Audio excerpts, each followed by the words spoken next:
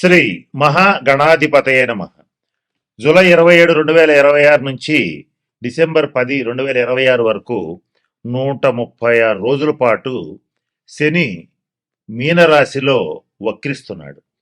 జ్యోతిష్ శాస్త్రం ప్రకారం వక్రి బలి అంటాడు. అంటే వక్రించినటువంటి గ్రహం చాలా బలంగా పనిచేస్తుంది అని అంటారు. చాలా బలంగా పనిచేయడం అంటే ఏంటి? ద్వాదశ రాశుల వాళ్ళ మీద పాజిటివ్ కొన్ని రాసులకు ఇస్తుంది. అది ఆల్రెడీ మన వాయిస్ ఆఫ్ వేసం ఛానల్లో ఒక వీడియో చేశాను, అది గమనించండి. అలాగే కొంతమంది మీద మాత్రం నెగిటివ్ ఇంపాక్ట్ పడుతుంది, అది కూడా బలంగా పడుతుంది. అయితే ఆ ఏ రాశుల వాళ్ళకి ఇప్పుడు వ్యతిరేకమైన ప్రభావాలు ఇవ్వబోతున్నాడు. ఆ వ్యతిరేకమైన ప్రభావాలని మీకు అనుకూలంగా మలుచుకోవాలన్నా లేదా వాటి నుంచి తప్పించుకోవాలన్నా ఏ రకమైన పరిహారాలు చేయాలి, ఏ రకమైన నిర్ణయాలు తీసుకోవాలి, ఇటువంటి అనేక విషయాల గురించి క్లుప్తంగా మీకు నేను ఇప్పుడు తెలియజేయడానికి ప్రయత్నం చేస్తాను. వీటిలో మొట్టమొదటిది ఈ శని వక్ర ప్రభావానికి గురయ్యేటువంటి రాశి కుంభరాశి. కుంభరాశి వాళ్ళకి ఈ 136 రోజుల్లో ఏ ఇబ్బందులు రాబోతున్నాయి, ఏ రకంగా పరిష్కరించుకోవాలి? కుంభరాశి వారికి వారి వారి జన్మ జాతక రీత్యా కొన్ని చెప్తాను. వాటిలో అన్నీ వస్తాయని కాదు, కొన్ని వస్తాయి, కొన్ని రావు. కుంభరాశి వాళ్ళలో ఎక్కువ మందికి అనారోగ్య సంబంధమైనటువంటి ఇబ్బందులు వస్తాయి. అంటే కొంత శరీరం రోగగ్రస్తం అయ్యే అవకాశం ఉంటుంది. ఇటువంటి పరిస్థితులు గనక మీకు ఈ 136 రోజుల్లో మొదలైతే మీరు చేయాల్సింది ఏంటంటే, కానీ ఇక్కడ చివరిలో కొన్ని పరిహారాలు ఇస్తాను, అవి గమనించండి. ఫస్ట్ పాయింట్, అనారోగ్యానికి గురయ్యే అవకాశం ఉంటుంది. కాబట్టి ఏం చేయాలి? కుంభరాశి వాళ్ళు పొరపాటును కూడా ఈ 136 రోజులు ఆహార విహార నియమాలు పాటించాలి. అంటే ఎక్కడ పడితే అక్కడ తినటం, ఎట్లా పడితే అట్లా తిరగటం, ఎప్పుడు పడితే అప్పుడు నిద్రపోవటం, ఇలాంటివి చేయకూడదు. అలాగే ఇంకొక ఇంపాక్ట్ ఏం పడుతుందంటే, కొంచెం ఎక్కువగా కష్టపడాల్సిన పరిస్థితి ఉంటుంది. అంటే మీరు రెగ్యులర్గా చేసే పనినే ఇంకొంచెం ఎక్కువ కష్టపడి చేయాల్సి వస్తుంది. కారణం ఏంటంటే, ఒకసారి ఒక పని కోసం ప్రయత్నం చేస్తే అది వెంటనే పూర్తి కాదు, రెండో ప్రయత్నంలో అయితే ఖచ్చితంగా పూర్తవుతుంది. అట్లా పనులు ఆలస్యం అవుతుంటాయి, చేసే పనులకి ఆటంకాలు వస్తుంటాయి. ఇలా వస్తున్నా కూడా శనీశ్వరుడికి సంబంధించిన పరిహార క్రియలు పాటించాలి.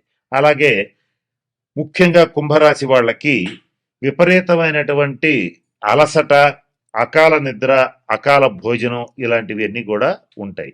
వీటిని ప్రయత్నపూర్వకంగా తప్పించుకోవాలి. శని ఎప్పుడు కూడా క్రమశిక్షణకి మారుపేరుగా ఉంటాడు.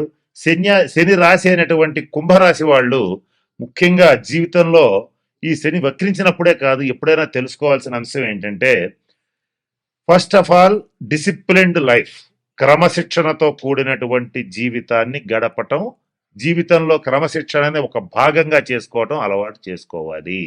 ఈ కుంభరాశి వాళ్ళు జనరల్గా ఏం చేస్తుంటారంటే, పడితే కంటిన్యూస్ కష్టపడతారు, లేదంటే కంటిన్యూస్గా రిలాక్స్ అయిపోతుంటారు. ఇట్లా కాదు, ఒక డిసిప్లిన్డ్గా టైం టు టైం కన్సిస్టెన్సీతో కూడినటువంటి పనులు అలవాటు చేసుకుని తీరాలి ఈ 136 రోజులు. ఇకపోతే ఇక్కడ నేను కొన్ని రాశులు చెప్పాను. వాటిలో ఏంటంటే మకర రాశి, కుంభరాశి, మీనరాశి, వృషభ రాశి, కర్కాటక రాశి, వృశ్చిక రాశి. ఈ 6 రాశుల వాళ్ళకి వక్రశని ప్రభావం తీవ్రంగా ఉంటుంది. ఎవరు ఏ తప్పులు చేస్తే ఈ వక్రశని ప్రభావం తీవ్రంగా ఉంటుందో చెప్పాను. అట్లాగే ఇక్కడ ఒక మాట చెప్తాను. ఏంటంటే, ఏ పనులు చేస్తే ఈ వక్రశని ప్రభావం మీ మీద అస్సలు ఉండదు, ఇంకా మాట్లాడితే పాజిటివ్గా మారుతుంది అంటే కొన్ని పరిహారాలు చెప్తానని ఫస్ట్లో చెప్పాను, అవి ఇప్పుడు చెప్తాను, జాగ్రత్తగా వినండి. ఏంటంటే, వృద్ధులు, వికలాంగులు ఎవరన్నా ఉంటే వాళ్ళకి సహాయం చేయండి. అది ఆర్థికంగా కావచ్చు, అలాగే వాళ్ళకి సర్వీస్ చేయటం కావచ్చు. వికలాంగులు ముఖ్యంగా ఎవరైనా కుంటి వాళ్ళు ఎవరైనా ఉంటే వాళ్ళకి ట్రైసైకిల్స్ అంటే 3 చక్రాల బండ్లు ఇవ్వటం కానీ, లేదా వాళ్ళ ఆసుపత్రి ఖర్చులకు డబ్బులు ఇవ్వటం కానీ. రోగుల్లో కూడా మామూలు రోగులుగా దీర్ఘ రోగులు, కొన్ని దీర్ఘ రోగులకి తరుణ రోగులకి తేడా ఏంటంటే, తరుణ వ్యాధులు అంటే అప్పుడు వచ్చి అప్పుడే వారం 10 రోజుల్లో తగ్గిపోతాయి. దీర్ఘ రోగులు అంటే నెలలో సంవత్సరాల తరబడి వాళ్ళు రోగిష్టి వాళ్ళనే ఉంటారు. వాళ్ళకి సేవ చేయండి. ఇంకా కుదిరితే ఈ 6 రాశుల వాళ్ళు ఎవరైనా రక్తదానం చేసే అలవాటు ఉంటే చెయ్యండి, అది మీకు మంచిది. ఇక ఇంకా ఎవరైనా సరే ఈ 6 రాశుల్లో శనీశ్వరుడికి సంబంధించి మంచి ఫలితాలు పొందాలంటే ప్రభుత్వ ఆసుపత్రులకు వెళ్ళి అక్కడ ఉన్నటువంటి రోగులకి కావలసిన మెడిసిన్స్ ఇప్పించడం కానీ, ఏదైనా పళ్ళు ఇవ్వటం కానీ అవకాశం ఉంటే చేయండి. ముఖ్యంగా వృద్ధాశ్రమాలు, అనాథాశ్రమాలు కాదు, వృద్ధాశ్రమాలు ఎవరికైతే ఉంటాయో అక్కడికి వెళ్ళి వృద్ధులకి సేవ చేయండి. వాళ్ళకి కావాల్సిన వైద్య సదుపాయం కల్పించండి. వాళ్ళకి కావాల్సిన సేవలు చేయండి. శని గ్రహం అనేటువంటిది వృద్ధుల్ని సూచిస్తుంది. నల్లటి వాళ్ళని సూచిస్తుంది. కుంటి వాళ్ళని సూచిస్తుంది. అలాగే నలుపుకి సంబంధించినటువంటి విషయాలు, నూనెలకు సంబంధించిన విషయాలు, పత్తికి సంబంధించిన విషయాలు సూచిస్తుంది. ఈ 6 రాసుల్లో ఇటువంటి వాటికి సంబంధించి వృత్తి వ్యాపారాలు చేసేటువంటి వాళ్ళు చాలా జాగ్రత్తగా ఉండాలి. వీళ్ళకి తగిన నిర్ణయాలు తీసుకోవాలి. తగిన శాంతి పరిహార క్రియలు పాటించాలి. ఇలా చేస్తే ఖచ్చితంగా మంచి ఫలితాలు ఉంటాయి. ఇంకొక ముఖ్యమైన విషయం, శని ఎప్పుడు కూడా క్రమశిక్షణను కోరుకుంటాడు.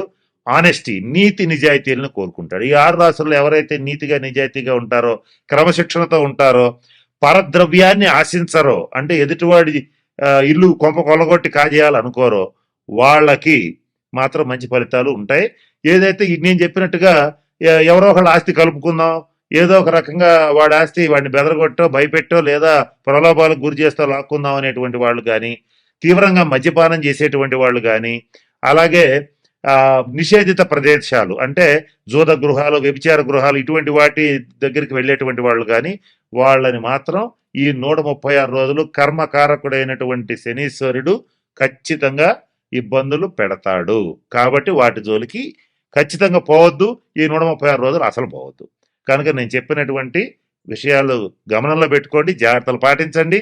మన ఛానల్లోనే ఇంకా పరిహారాలు ఇస్తాను, మీకు షార్ట్స్ రూపంలో కూడా ఇస్తాను. వాటిని పాటించి ఈ 136 రోజులు మీకు అత్యంత అనుకూలంగా మార్చుకోవచ్చు. నేను చెప్తూ వీడియో మొదట్లో మాట చెప్పాను, వక్రీ బలి అన్నాను. వక్రించిన గ్రహం మరింత బలంగా పనిచేస్తుంది. ఆ బలంగా పనిచేసేటప్పుడు దాన్ని పాజిటివ్గా నెగిటివ్గా మార్చుకోవటం మీ చేతుల్లో ఉంటుంది. కాబట్టి నేను చెప్పిన అన్ని సూచనలు పాటించి అందరూ 12 రాసుల వాళ్ళు శనీశ్వరుడు యొక్క శుభ ఫలితాలు పొందాలని మనస్ఫూర్తిగా ఆశిస్తూ ఆ పరమేశ్వరుడిని ప్రార్థిస్తూ సెలవు తీసుకుంటున్నాను. స్వస్తి. చాలా మంది అంటూ ఉంటారు, నాకు శని పెట్టింది అందుకే అట్లా అయింది అంటుంటారు. అయితే శని అనేటువంటిది వాళ్ళ జన్మ జాతక రీత్యా పూర్వజన్మ కర్మానుసారం పట్టి పీడిస్తుంది. కారణం శని కర్మకారకుడు, జ్ఞానకారకుడు. మన కర్మల్ని మనతో అనుభవింపజేసి మనకి జ్ఞానాన్ని ప్రసాదించే దేవుడే శనిదేవుడు. అయితే మనకి మనం చేసుకునేటువంటి స్వయంకృతాపరాధాలు కొన్ని ఉంటాయి. ఆ స్వయంకృతాపరాధాలు చేస్తే మనకు సంబంధం లేకపోయినా కూడా మనకి శని పట్టే అవకాశాలు కూడా ఉంటాయి.